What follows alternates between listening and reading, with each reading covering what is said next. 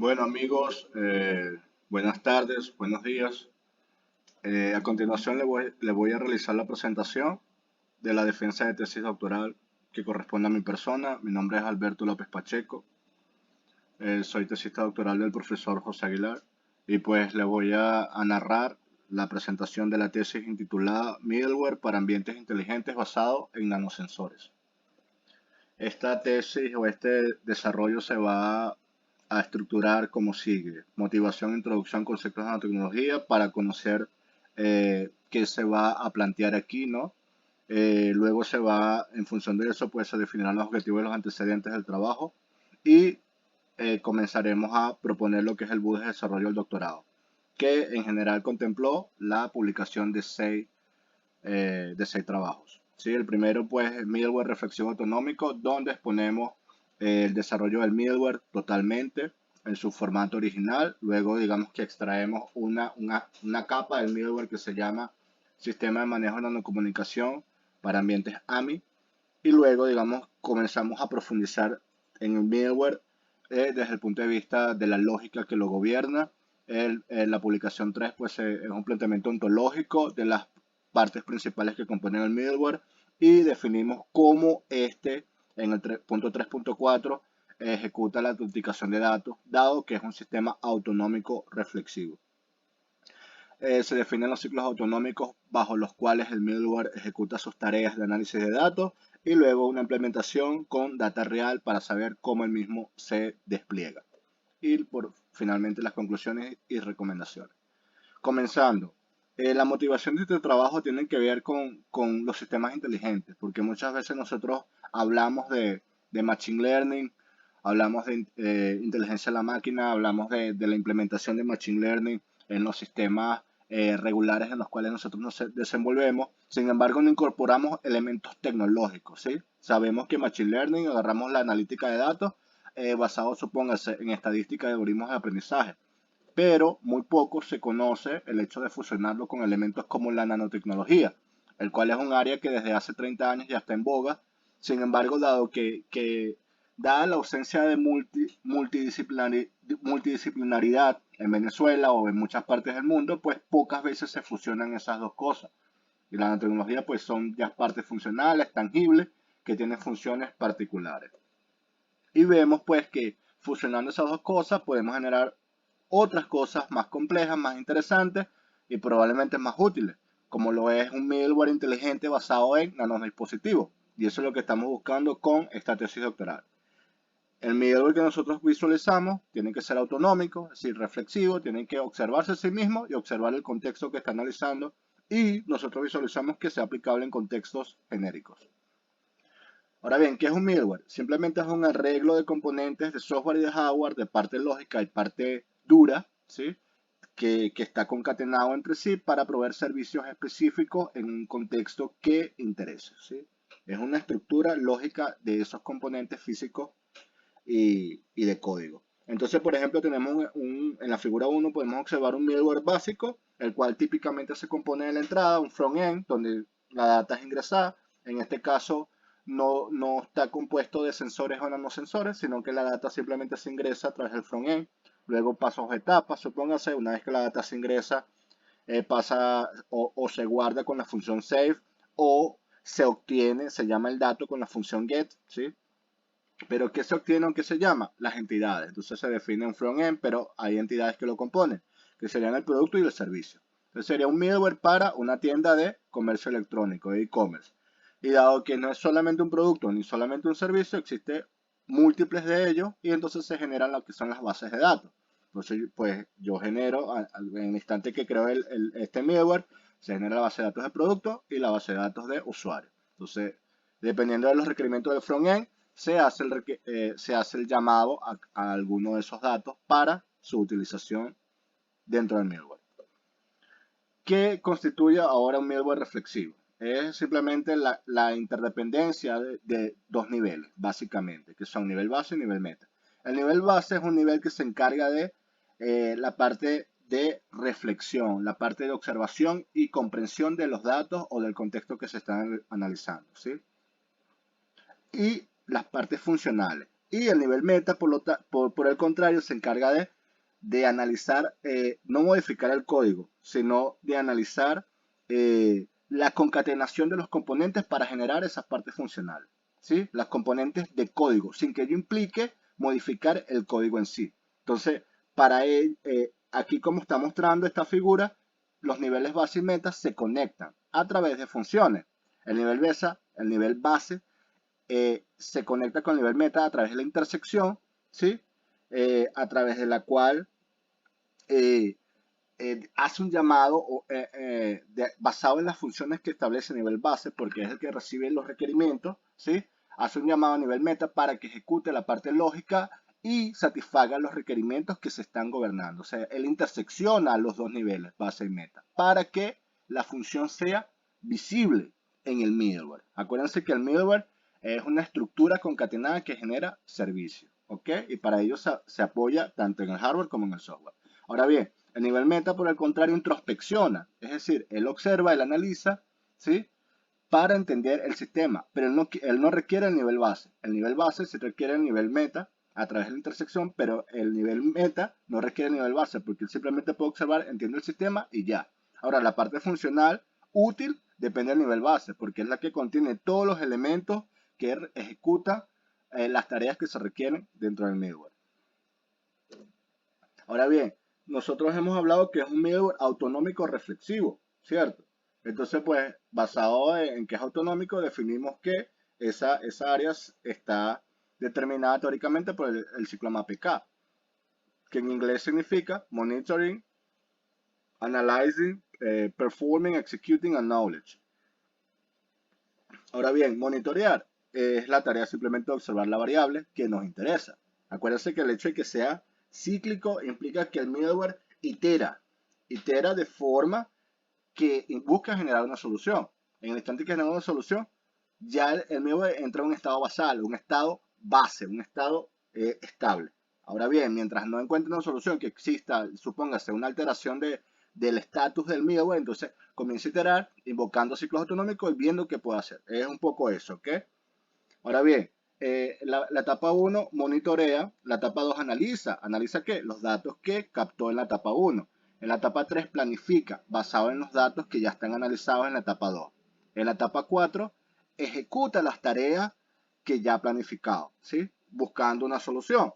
Y en la etapa 5, las decisiones que ya tomó en la ejecución y que han resultado positivas, o sea, verdaderos positivos, acuérdense que tienen que ser verdaderos positivos, son almacenados como conocimiento.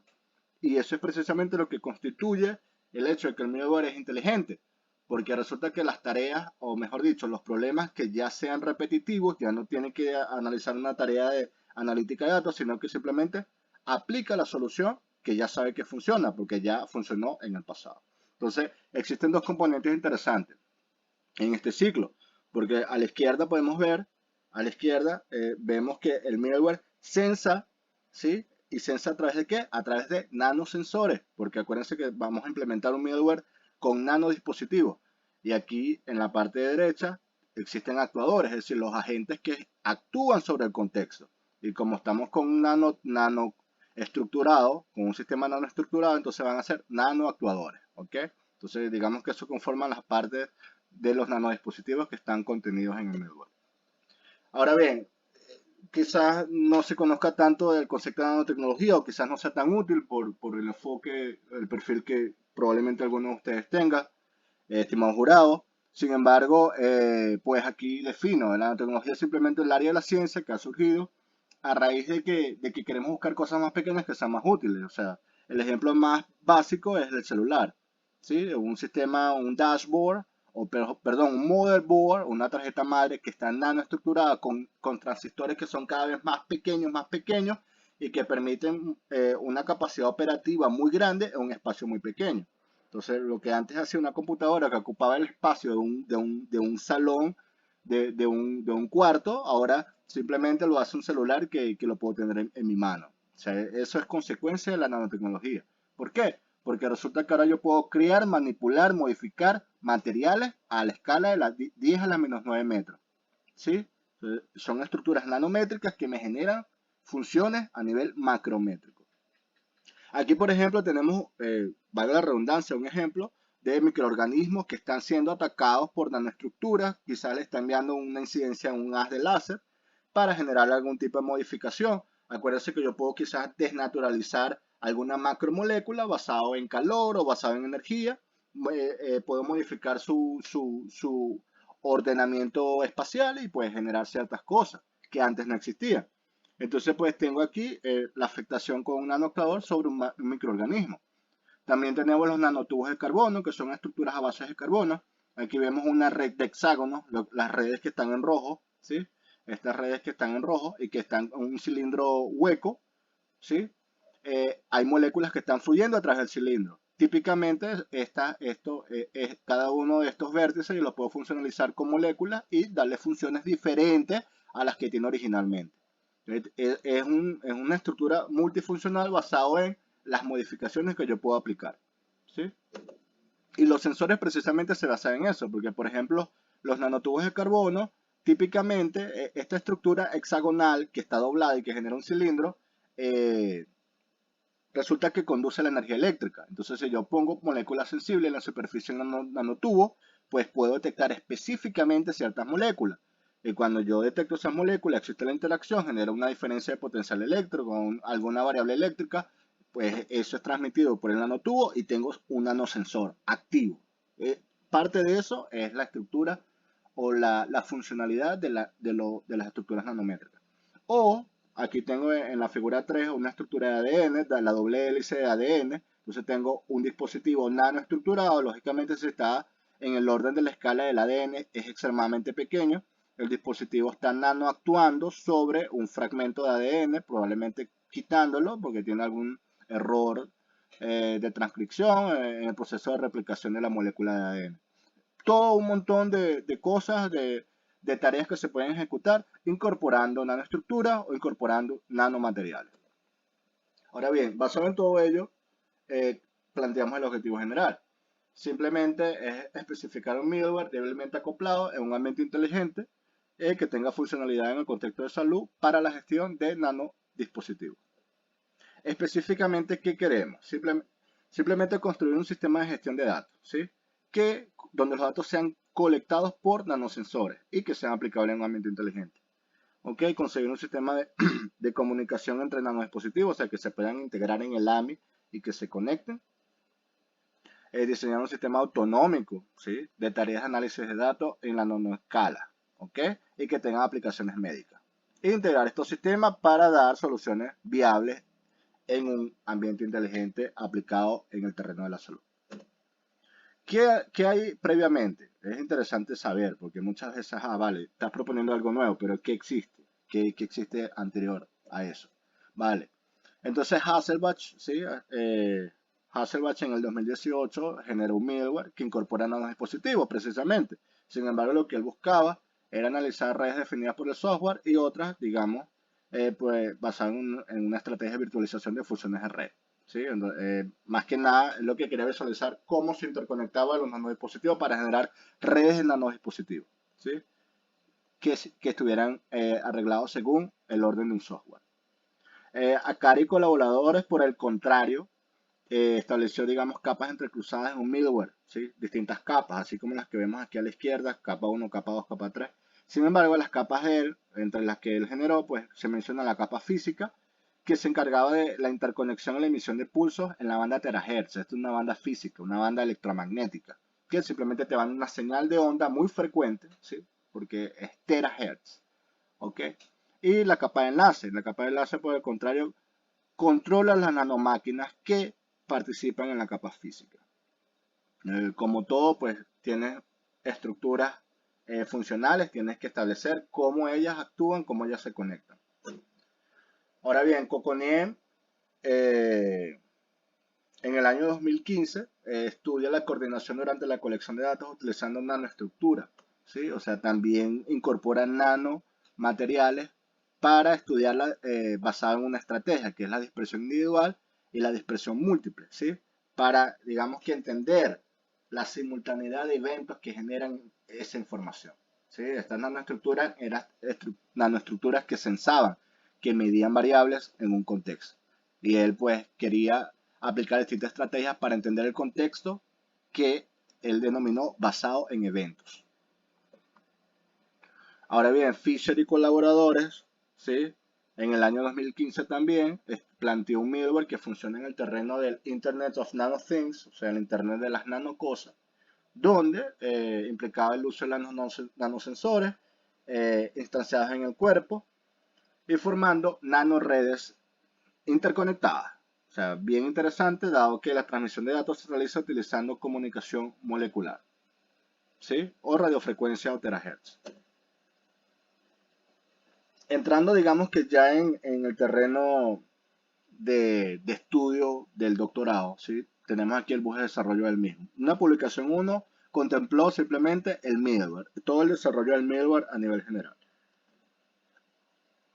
Luego de este desarrollo, pues hubo una capa que fue crucial, que fue la CMNA, Communication Management Nanoagent, que es comunicación, el nanoagente del manejo de la comunicación, que es el que generó la publicación 2, ¿sí?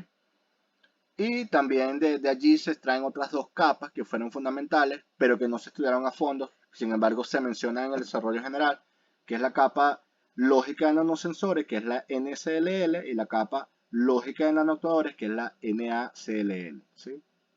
Una publicación 5 menciona las tareas, cómo se ejecutan las tareas de análisis de datos, que son precisamente a través de la unidad DAS, que ya conoceremos, ¿ok? De la publicación 2 del CMNA fuimos más a profundidad porque resulta que el CMNA tiene funciones específicas, entre las cuales está la autenticación de datos. Es una capa que contiene agentes que ejecutan la autenticación de datos. Entonces es lo que llamamos el Data Authentication Protocol o DAP, ¿sí? El protocolo de autenticación de datos, que autentica con el agente NAS, ¿sí? El agente NAS es el que contiene ese protocolo de autenticación. Ahora bien, el CMNA tiene otras funcionalidades, como está el mecanismo para detección de fallas, ¿sí? Ya vamos a explicar un poco eso, y la ontología del protocolo de comunicación. ¿Ok? Una tercera publicación contempló la ontología de acuerdo a los modelos PIM y SIM, para entender las funciones y cómo se conectaban ellas dentro del análisis de datos del middleware. Y una publicación 6, que sea la más elaborada, que contempló la implementación de todas las funciones que ya habíamos desarrollado en middleware, con sus códigos, todo eso. ¿De qué? De los 3 ciclos autonómicos que definimos en el DAS, en la unidad de análisis de datos, ¿sí? De las tareas de análisis de datos. Consideramos 3 ciclos, que son el ciclo de acondicionamiento, el CTM, o Conditioning Thinking Mode, ciclo de optimización, el Optimization Thinking Mode, y el ciclo de fijación de parámetros, que es el Fixing Thinking Mode. Entonces, la implementación, ya vamos, lógicamente, a hablar mucho de eso. Iniciando, que es la descripción del middleware, ¿sí? Como ya hablamos, el nivel base, el nivel meta. El nivel base es la que contiene todos los operadores funcionales del sistema que nos permiten entender el sistema y ejecutar, mejor, más que nada, ejecutar las funciones del sistema, ¿sí? El nivel base se apoya en el nivel meta que está aquí definido, ¿sí? Requiere de la intersección de ambos niveles, ¿ok? Entonces el nivel, por esa misma característica, el nivel base contiene nanosensores, nanoactuadores, los nanorouters y el microgateway. Todas estas son las unidades físicas que ejecutan las funciones del sistema, ¿sí? Ahora bien, el nivel meta ya contiene la parte lógica, porque es el que constituye todas las funciones de entendimiento y comprensión de los datos del sistema, ¿sí? Por eso es que el nivel base se apoya en el nivel meta, porque necesita que los datos sean entendidos para que esos datos y ese conocimiento que se desarrolla aquí sea enviado al nivel base y pues él pueda mostrar la funcionalidad del middleware con los dispositivos que ya él maneja. El nivel meta, pues digamos que es la que nos da más jugo, más información, y por eso tenemos aquí la capa que ya les he comentado un poco, que es la CMNA, la Communication Management Nanoagent, que tiene funciones específicas, ya vamos a hablar de eso. Y las otras dos capas, que estas 3 capas son las fundamentales que hemos contribuido para precisamente dar funciones específicas a los nanodispositivos, porque esa es la gran contribución de nosotros. ¿Cómo planteamos un middleware funcional, reflexivo, autonómico, que actúe con nanodispositivos? Entonces, lógicamente, tienes que establecer capas lógicas que den funciones o que establezcan las funciones de estos nanodispositivos. Tenemos aquí el Nanosensor Logical Management Layer, que es la NCLL, y la capa lógica que controla los nanoactuadores, ¿ok? Y la capa vertical, además de la base y la meta, está la vertical, que es la que controla las tareas de análisis de datos, o más específicamente los ciclos autonómicos que ejecutan dichas tareas de análisis de datos. Ya vamos a hablar mucho en profundidad de eso. En la segunda publicación del CMNA, de todo el bus de desarrollo del doctorado, ¿sí? Acuérdense que les dije que el CMNA es una capa fundamental que tiene funciones específicas, ¿sí? Y pues para iniciar, conocemos aquí que tiene el Physical Layer y el Logical Layer, que es la capa física y la capa lógica, o sea, está participando de ambas capas, de ambos sistemas lógicos y físicos, ¿ok?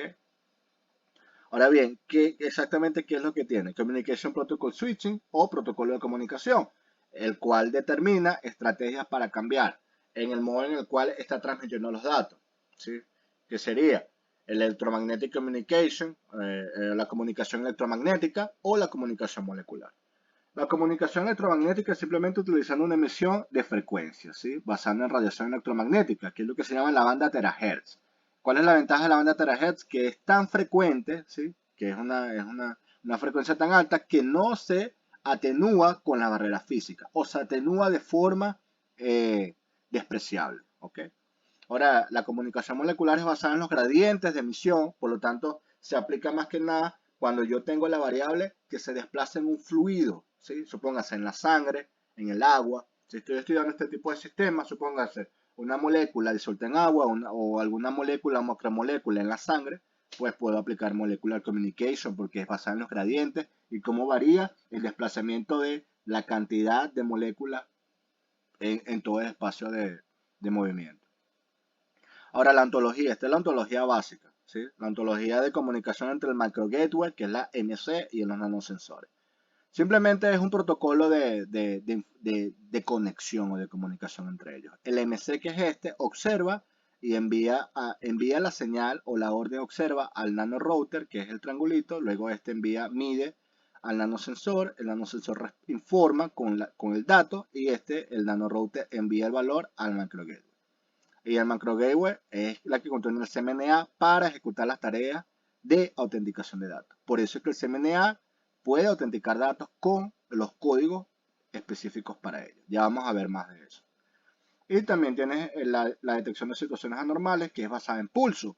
Entonces, por eso es que tenemos aquí la interconexión entre las unidades NS, RO y MC. Nanosensor, nanorouter y macro gateway. Entonces resulta que envía un pulso. Si el RO detecta el pulso, está activo, no hay problema, está funcional. Si RO por alguna razón no detecta el pulso, entonces no está activo. Como el sistema es autonómico, entonces simplemente asigna el hecho de que no puede trabajar no puede, digamos, que aceptar que esté allí, sino que cambia RO.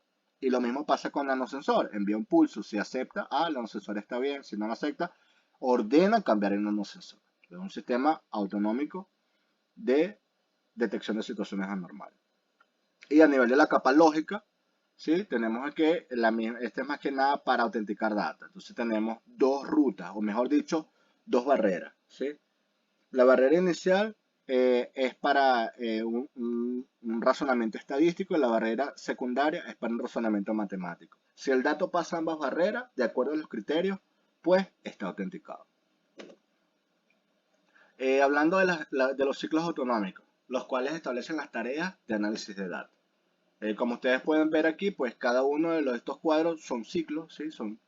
Están concatenados entre sí, ¿sí? Donde el final se une con el principio. Supóngase el ciclo 1. Aquí la característica esencial es que están concatenados. Es decir, yo no puedo ejecutar ciclo 2 si antes no he analizado el sistema con ciclo 1, ni tampoco ciclo 3 sin analizar con ciclo 2 o 1. ¿Sí?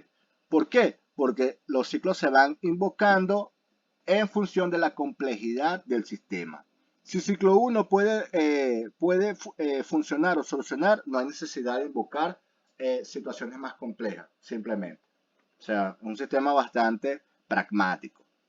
Entonces, supóngase el modo de condicionante, el modo condicionante de tareas de análisis de datos, el que está a la izquierda, ciclo 1, establece que la tarea 1 es medir con el nodo de nanosensores, tarea 2 autenticar con el CMNA, con la capa CMNA, en la tarea 3 interpreta los datos que están autenticados.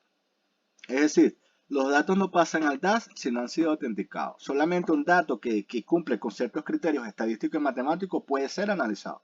Entonces, bien estructurado, con ciertas barreras que permiten al sistema que no retrabaje, simplemente, que no ejecute, que no se sobrecargue, incluso. Eso es bastante interesante. En las tareas de interpretación, pues detecta situaciones anormales y asigna posibles causas. Y luego determina una decisión que es aplicada con el nodo de nanoactuadores. Si la decisión es acatada y soluciona el problema, pues se almacena como conocimiento, porque sería un verdadero positivo. Si la solución no soluciona, pues itera de nuevo, hasta que encuentre la solución. Luego en el ciclo 2 es un ciclo de optimización. Aquí típicamente pues ejecuta la tarea 1 de medir con los nanosensores, la tarea 2 de autenticar, ¿sí? Para verificar si el AMI está en degradación, ¿ok? Si simplemente el contexto ya está saliendo fuera de un comportamiento estable o normal, ¿ok? Y la tarea 3 pues determina el rendimiento de degradación y sus causas, ¿sí? Y posibles problemas que estén involucrados en la mente inteligente. O sea, ya el hecho de que se invoque el ciclo 2 o de optimización ya sugiere que el sistema ya entra como en una etapa de decaimiento, cuyo rendimiento no está siendo el mismo. Supóngase, si yo estoy midiendo el pH de la sangre, ¿ok? Que es entre 7.2 y 7.4, que se establece por un equilibrio entre dióxido de carbono y carbonato, ¿sí? Entonces, simplemente si yo estoy viendo que el pH está aumentando, está disminuyendo, el sistema ya se está degradando por causas que no están siendo entendidas. Entonces, pues se invoca un ciclo que ejecuta tareas más complejas, como sería este el ciclo 2, por ejemplo. Entonces, luego de la etapa 3, pues ordena una decisión y supóngase determinar un set de tareas para la ejecución por nanotores o mejorar el rendimiento del AMI basado en un modelo de análisis de datos, supóngase una liberación de moléculas en un sistema de salud, supóngase el cuerpo humano, una liberación de moléculas controladas diariamente, supóngase un enfermo que es adicto al cigarro, entonces en lugar de fumar puede inyectarse nicotina regularmente hasta que simplemente no se le inyecta nicotina sino un placebo. Entonces ya el paciente no sabe que tiene todo el sistema solucionado e incluso no estaría ni consciente de que las fracciones de nicotina que se le inyectan son cada vez más pequeñas. ¿Ok? Y ese tipo de cosas las puede solucionar un sistema autonómico como este. Y un ciclo 3, el ciclo más complejo, se llama el ciclo de fijación de parámetros o el Fixing Thinking Mode. ¿Sí? Igual, tarea 1 mide, tarea 2 autentica, tarea 3, él detecta cuando hay un problema en condiciones supervisadas, estudiando el sistema con condiciones supervisadas. O sea, ya existe un historial de datos, ya existen datos etiquetados, incluso situaciones de referencia en las cuales se conoce que el sistema ha funcionado. Entonces ya hay categorías de datos y cualquier dato nuevo que sea medido, pues se etiqueta, intentando establecer patrones nuevos de comportamiento, viendo categorías nuevas. Pero ya hay un análisis supervisado del sistema, que es la parte interesante. Ya no sería data no estructurada, sino data estructurada supervisada, ¿ok? Que se está analizando. Y basado en ello, pues, basado en las tareas de interpretación, se asigna una decisión al mismo para dar solución al mismo, ¿ok?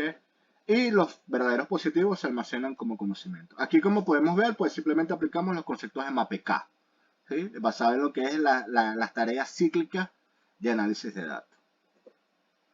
A nivel de desarrollo ontológico, pues aplicamos básicamente dos modelos, que son el modelo SIM y el modelo PIN. El modelo independiente de la computación, que analiza los requerimientos funcionales y no funcionales, ¿sí? Y el modelo independiente de la plataforma, la cual analiza las propiedades de implementación del sistema, del middleware, mejor dicho. Entonces, el modelo PIN, basado en la computación, establece las propiedades funcionales y no funcionales. Aquí tenemos, digamos, el resultado de ese análisis. Varias categorías en las cuales estamos describiendo o discerniendo qué es lo que describe nuestro middleware, y como está conformado por nanodispositivos, definimos material y qué tipos de materiales se están implementando en los nanodispositivos.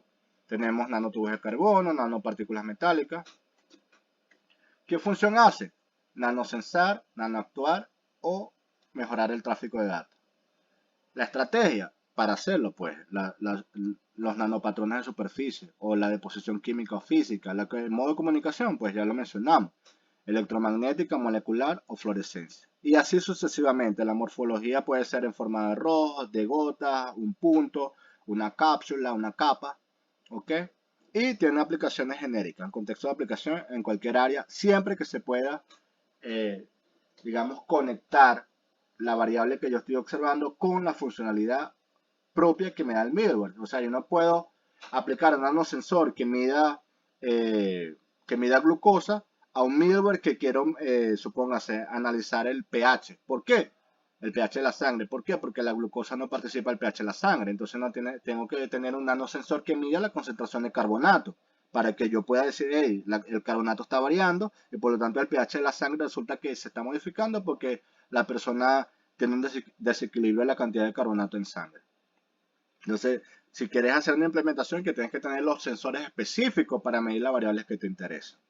Por ejemplo,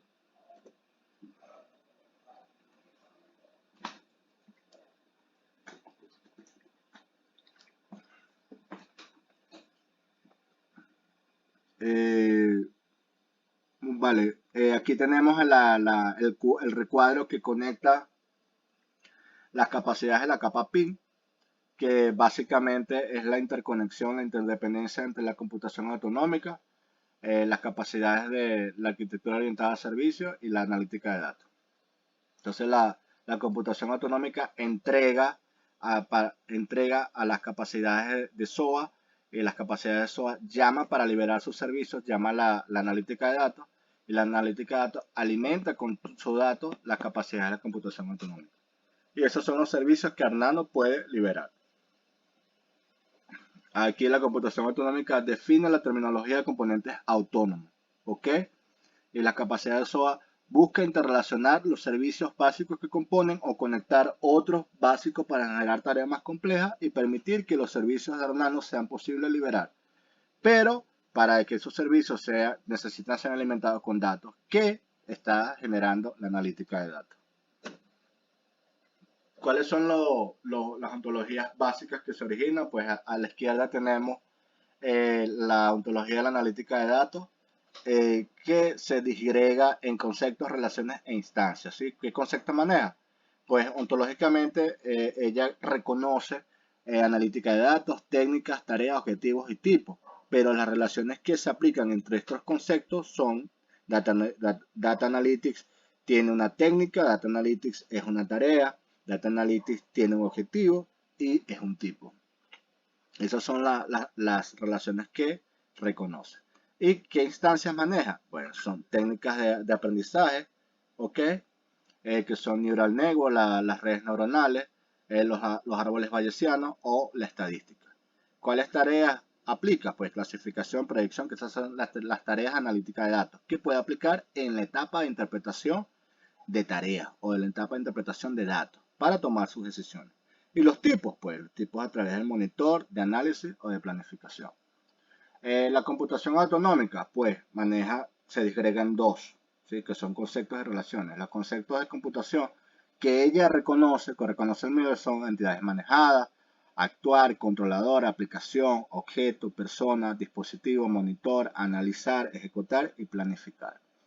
Y ellas se relacionan con entidades manejadas, son un objeto, entidades manejadas son una persona. Pues existen relaciones específicas entre los conceptos que componen la ontología de computación autonómica y entre sí, ¿ok? Por lo tanto, Managed Entities o entidades manejadas no se conecta con dispositivos. Managed Entities tiene un objeto y Managed Entities tiene una persona. O sea, que son las entidades que está considerando en la computación autonómica. El objeto sería lo que se está analizando y la persona sería eventualmente si se está aplicando nanosensores dentro de una persona, asumo, y así sucesivamente. Ahora bien, la tarea de autenticación de datos que ya mencionamos que se ejecuta en la capa CMNA, que es la capa innovadora dentro del middleware Arnano, ¿sí? Tiene un módulo de ejecución. Es un módulo que se diseñó y que se comprobó que funcionaba. Entonces este módulo está aquí en el lado izquierdo.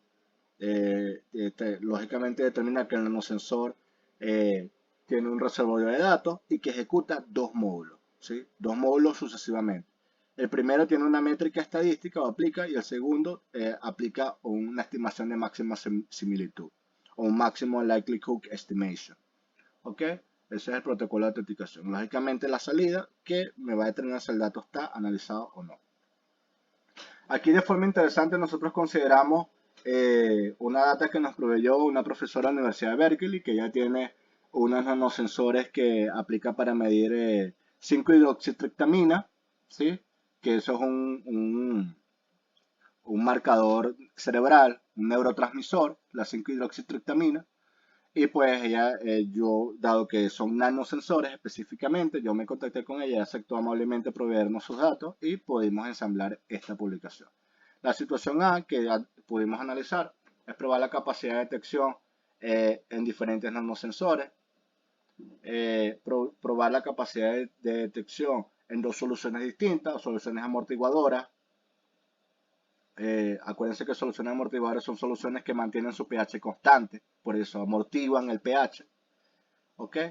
Y la tercera situación que pudimos detectar es la medición en un sistema dinámico. O sea, que la solución que está siendo analizada no está estática en un recipiente, sino que está, supóngase, fluyendo, quizás de forma uniforme, pero fluyendo, y el nanosensor está allí anclado midiendo lo que pueda detectar.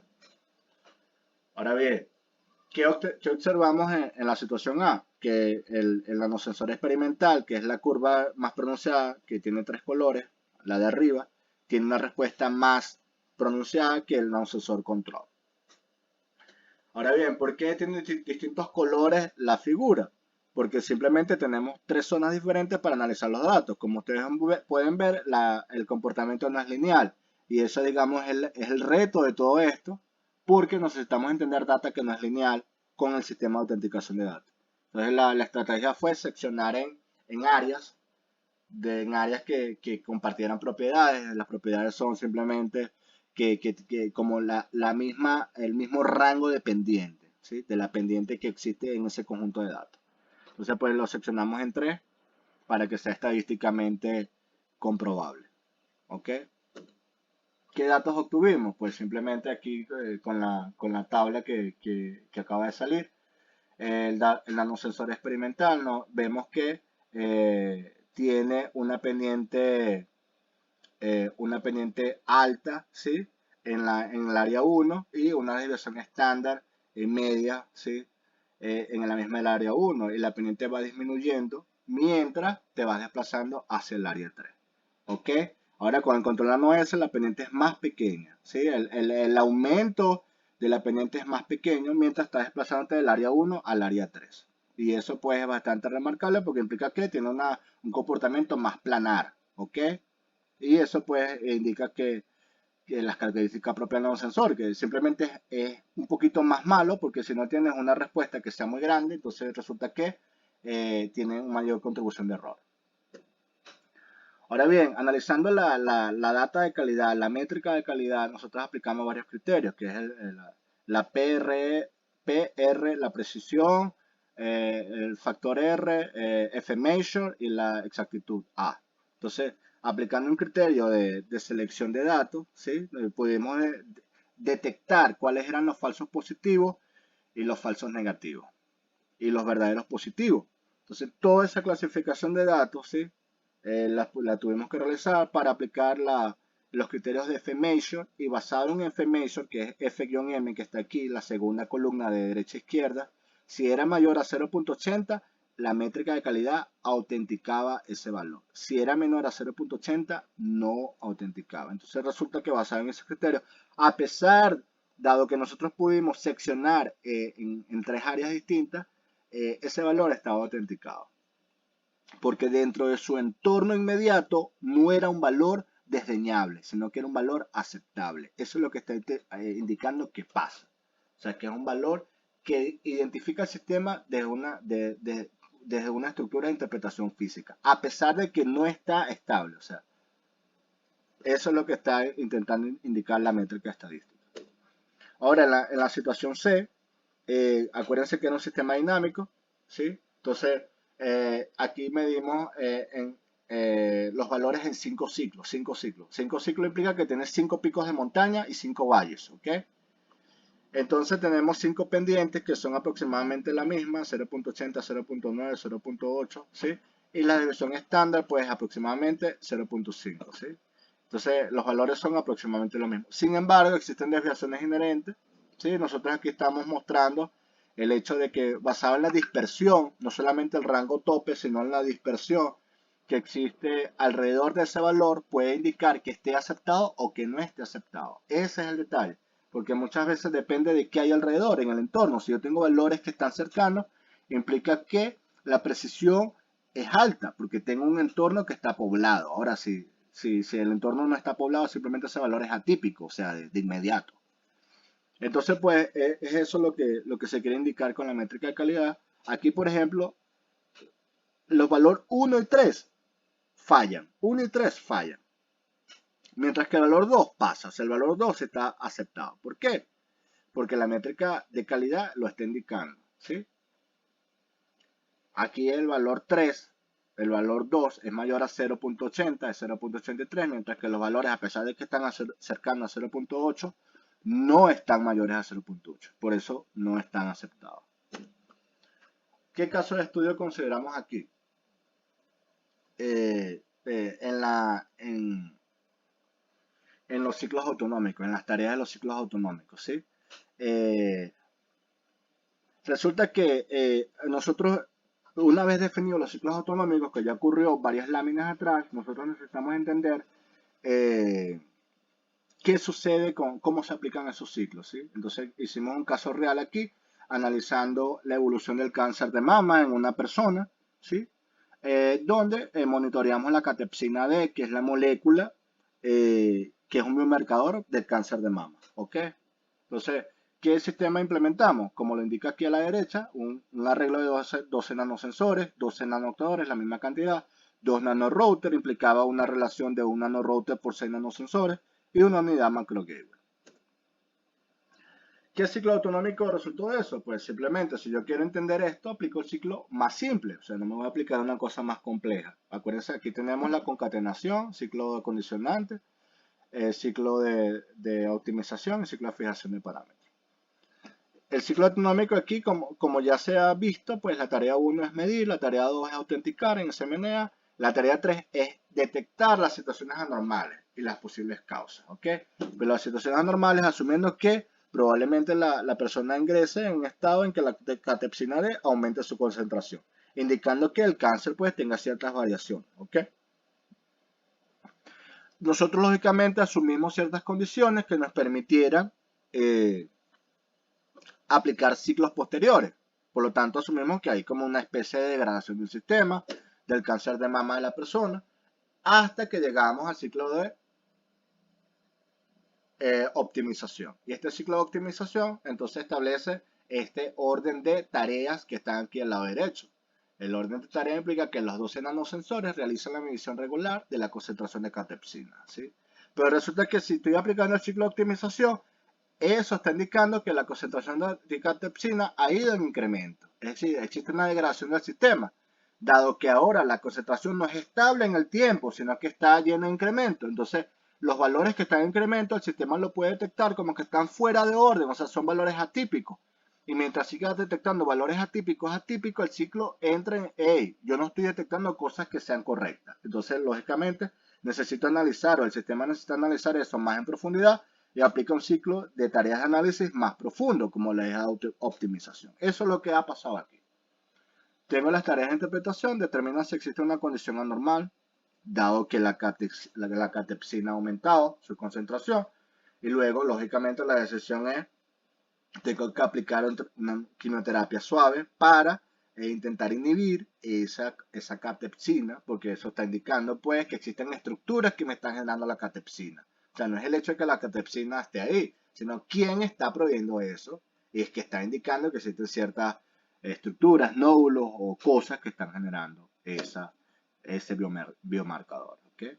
¿Cuál es la diferencia con el ciclo anterior? Que ahora este ciclo que está nuevo aquí de optimización, pues detecta cuando hay problemas basados en condiciones supervisadas. O sea, ya existe un registro, una historia de datos y necesito pues etiquetar los datos, lo cual me sugiere aplicar un sistema supervisado que me va a identificar patrones con mucha más certeza y detectar realmente si ese incremento de catepsina es normal o anormal y qué estrategia aplico, porque puedo incorporar un anotador que me libera de forma regular un inhibidor de catepsina y con ello quizás impedir que la persona se ponga más grave o no. ¿Okay? Entonces la paciente mujer es atendida de manera autónoma.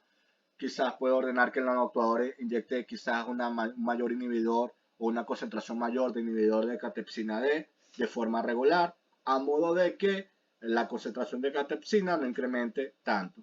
O simplemente inyecto un agente de quimioterapia directo en el nódulo para que no avance la afección. Finalmente tenemos aquí la publicación C, ¿sí? Que va un poco otra vez una aplicación de salud. En este caso es referente al hígado, ¿sí? Tenemos dos casos básicamente, ¿ok? El primero, pues, es un sistema para medir la distancia adecuada donde los nanosensores se inyectan en el hígado en un sistema con un único nanosensor, ¿sí? Y la distancia adecuada en el mismo hígado, pero con múltiples nanosensores. Dado que yo voy a aplicar una técnica que está basada en algoritmos genéticos, eso implica que la data que conforma el cromosoma de dicho algoritmo va a ser diferente. ¿Ok? Y eso es lo que queremos ver. ¿Cuál es la efectividad de nosotros aplicar una técnica de algoritmos genéticos en identificar la gravedad o no de un hígado de una persona con posibilidades de tener cirrosis, por ejemplo? Entonces, ¿cuál es el ciclo autonómico que voy a implementar? Pues el que está aquí a la derecha, donde la tarea 1 pues mido MCB y alfa, donde MCB es el volumen de la célula es el hígado, de mean corpuscular volume, el volumen corpuscular medio, y alfa es una molécula, macromolécula específica del hígado, que si aumenta su concentración implica fallas del hígado y si está baja, pues el hígado está ok. Entonces, pues una vez que yo mida esos dos indicadores, aplico el Data Authentication Protocol con el que se ejecuta en la capa CMNA, luego las tareas de interpretación, en la cual específicamente voy a aplicar algoritmos genéticos para ver cómo el sistema evoluciona en función de la data inicial e intentar predecir antes de que aparezca la enfermedad muy grave, dónde tengo que medir, a quién tengo que aplicarle el tratamiento y en qué medida el tratamiento tiene que ser aplicado. Porque muchas veces yo mido el hígado, pero yo no sé realmente si se está midiendo en el lugar correcto. Entonces, por esa misma razón, necesitamos conocer dónde se inyectan los nanosensores dentro del hígado, para yo tomar la decisión y aplicarla con los nanotubadores. ¿Qué situaciones encontramos? Que la MCB tiene rangos normales entre 80 y 100 femtolitros, y la alcalinfosfatasa, alfa, tiene rangos normales entre 40 y 147 unidades estándar por litro. Resulta que nosotros aplicando validación cruzada para obtener los parámetros iniciales del algoritmo genético, encontramos que, por ejemplo, la cantidad de ciclos, ¿sí? Óptima era 10, o sea, ya con 10 ya el algoritmo genético llegaba a una zona estable con 10 ciclos, y la talla o el tamaño de la población inicial con 100 estaba muy bien. Nosotros aquí vemos las operaciones de cruce en la figura 10, que son las operaciones en las cuales se combinan los cromosomas para generar los cromosomas pares, pues viendo las distintas combinaciones que permitan entender qué tipo de situaciones pueden generarse con el algoritmo genético. ¿Ok? Entonces vemos aquí que se aplica la función fitness, luego se aplica la selección en función del más apto. El más apto pues pasa a la siguiente etapa, se genera mutuación, cortando partes del cromosoma, se intercambian las secciones de cromosomas que han determinado, ocurre el crossover, luego la mutación. ¿Ok? ¿Cómo está constituido este cromosoma? Acuérdense que existen dos situaciones, una con un nanosensor y otra con múltiples. Este único nanosensor, el cromosoma se constituye con alfa y MCB. Tan simple como eso, porque es uno solo. Y la función fitness, ¿sí? De fitness function, está definida como esto. 0.05 por alfa al cuadrado por MCB.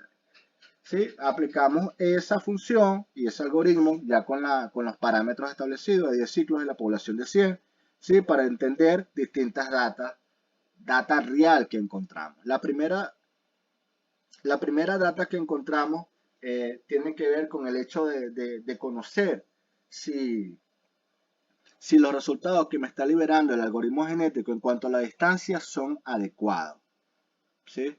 Eso es lo que tenemos. Y nosotros, me voy a permitir avanzar aquí un momento. Nosotros establecimos aquí en el hígado, la figura que está a la derecha, que el tamaño promedio, el largo, es 14.5 centímetros, pero nosotros le asignamos unidades estándar 160.000 AU. Si está por fuera de 160.000, implica que ya el dato no tiene significado físico. Eso es una cosa importante que nos va a ayudar a entender esto. ¿Por qué? Porque resulta que la variable DCH implica la distancia promedio donde yo tengo que inyectar los nanosensores, que es lo que yo estoy buscando con esta función fitness, me está generando distintos valores en función del tipo de dataset que yo estoy incorporando, ¿sí? Tengo un dataset inicial de personas sanas, que es la que está arriba, ¿sí? De alfa, que tiene alfa 76, MCB 85, ¿sí? De personas sanas, y resulta que la distancia que me liberó el algoritmo genético fue de 24.225. 24.000. El cual, haciendo la regla de 3, nos da a entender que está en la zona A, muy cerca del punto. Acuérdense que A, B, C, D. Mientras yo me alejo A, B, C, D, más es la distancia, tomando como referencia el punto a la izquierda. Entonces, con 24.000 estaríamos aquí en la zona A. O sea, el valor tiene significado físico, estaría aceptable. Ahora bien, si yo tomo la data 36 y 37, ya tengo distintos valores, porque ya estos no son personas sanas. Queríamos ver qué resultados se tenían tomando data alfa y MCB en personas sanas y en personas enfermas. ¿Con qué? Con cirrosis hepática o cualquier afección del hígado. En la data 36, en el dataset 36, resulta que aún está aceptable, tiene significado físico, se detecta un valor. Posiblemente con un único nanosensor yo puedo designar que el algoritmo genético me dice, sí, tienes que medir, y tienes que medir aquí, en 106.000. O sea, ya sería aproximadamente en la zona, o a principios de la zona D, creo yo. A final de la C o a principios de la D, 106.000. Ya me está indicando que pues, hay que medir y en cierto rango. Es posible, de acuerdo a este análisis, que mientras la persona está enferma, los valores MCB y DSH varían de forma tal que la mayor cantidad o el sitio más probable de medición en el hígado esté más alejado en el hígado, tomando como punto de referencia a la izquierda del hígado. ¿Sí? Más alejado. Eso es un poco lo que está indicando este análisis. Por el contrario, en el dataset 37, el valor de DSH se sale del significado físico. Es mayor a 160.000. Eso nos da a entender una cosa. ¿Qué pasaría yo? Obtendría un resultado diferente si yo pongo múltiples nanosensores para medir el sistema, porque tengo un solo nanosensor. Y eso es la etapa 2. ¿Qué sucede? Entonces tengo aquí un análisis en la tabla 8, donde tengo distinta cantidad de nanosensores, ¿ok?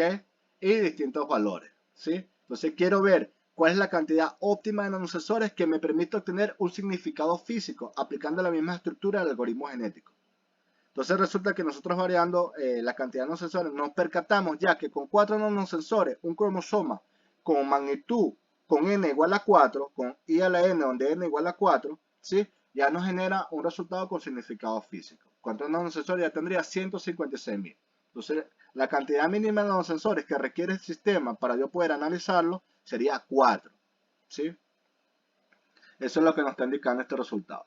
Y ya 156.000 nos dice, hey, sí, tú puedes medir Son personas enfermas, ¿sabes? Ya tienen una enfermedad comprobada, pero el punto exacto de medición está en cualquier lugar en la zona D, ¿sí? Porque es la zona más alejada del punto inicial de la zona A. Parece que esto está tetraseccionado y esto sería un valor aproximadamente 160.000 entre 4, ¿ok? Sería 40.000 aproximadamente cada sección, ¿ok? Entonces ya tendríamos el sistema que sí es favorable un análisis con un cromosoma de múltiples nanosensores de múltiples valores alfa y MCV. Y pues luego extrapolando un poquito el análisis nos percatamos que con distintos pacientes, ¿sí? Viendo qué sucede ahora si nosotros tenemos múltiples pacientes, entonces tenemos igual, o nos corroboramos a través del resultado. Resulta que con paciente 1, tomando específicamente eso, tenemos que con 4 nanosensores, DCH sigue siendo dentro del rango, o sea, tiene significado físico. Incluso con el paciente 2, a pesar de que tiene 5 nanosensores, ya se mantiene incluso en el mismo orden de magnitud. Varía, pero un poquito más abajo. O sea, sigue manteniéndose, incluso variando la data que me está proveyendo un paciente, ¿sí? Con distintos nanosensores, me está generando un sistema en el cual 4 nanosensores sigue siendo óptimo. ¿Ok? Aplicando el mismo cromosoma con n igual a 4 y la función fitness que está aquí en la parte inferior. ¿Sí? Que no es más que la sumatoria, y discúlpeme que retroceda así, que la sumatoria de las contribuciones del sistema que si tuviera un único nanosensor. ¿Sí? Aquí tenemos 0,05 alfa al cuadrado por MCV, y aquí simplemente es la sumatoria, 0,05 es constante, sale de la sumatoria, y es desde i igual a 1 hasta n, donde n es el número de nanosensores que estoy incorporando. ¿Ok? Y de allí es que nace la función fitness que estoy aplicando. Ahora bien, ¿qué conclusiones tenemos de este trabajo? Pues simplemente que los middleware permiten gestionar sistemas nanoensamblados siempre y cuando estén bien estructurados, ¿sí? En cuanto a los nivel base y nivel meta, tal como se ha mencionado anteriormente. Se proponen 3 ciclos autonómicos en el DAS, ¿sí? Que actúan de forma sucesiva, que son el condicionante, el optimizante y el de fijación de parámetros. La capa CMNA es fundamental, dado que no solo me permite la evaluación de los datos, sino que también establece o implanta mecanismos de autocorrección del middleware. Y ocurre la autenticación de datos, se puede realizar en 2 etapas, ¿sí? No es conveniente una sola etapa, porque puede ser sesgado el resultado. Ocurre en 2 etapas para que el resultado que pase a través de las 2 ya indique cierto nivel de certeza. Y esos son la evaluación estadística, basada en las mediciones de precisión, exactitud y desviación estándar, y la distribución de máxima similitud o el máximo likelihood estimation. ¿Okay? ¿Qué trabajos contemplamos en el futuro? Pues nosotros visualizamos detectar moléculas que den idea del humor o del estado de ánimo de una persona y que quizás los sensores se puedan implantar en un salón inteligente, detecten la molécula en el sudor de forma aplicando, supóngase, espectroscopía fluorescente que no necesita ser invasiva, sino que puede enviar un láser y ve la concentración de ciertas moléculas en el sudor y detecta el estado de ánimo de una persona. Puede ser una aplicación. O simplemente puede medir el tránsito peatonal o vehicular y detectar medidas para atenuar dicho tráfico. Limitaciones, pues las típicas que si tú tienes barreras físicas, simplemente tienes una contribución de ruido más grande que te puede sesgar los resultados y llegar a conclusiones que están erradas. Entonces hay que estar pendiente con las barreras físicas, por eso la comunicación electromagnética es tan fundamental implementando la banda terahertz, ¿ok? Cosa que no pasa con la comunicación molecular.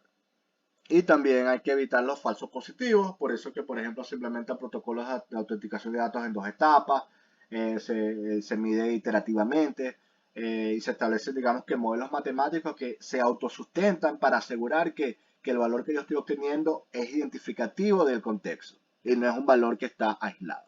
¿Ok? Pues gracias por la presentación, por darme la oportunidad de presentar mis resultados, de presentar mi voz de desarrollo de doctorado y pues atento a sus preguntas. Simplemente les expongo aquí el set de publicaciones en caso de que ustedes quieran observar. Ahí están todas las que yo realicé durante el doctorado y pues gracias, hasta luego.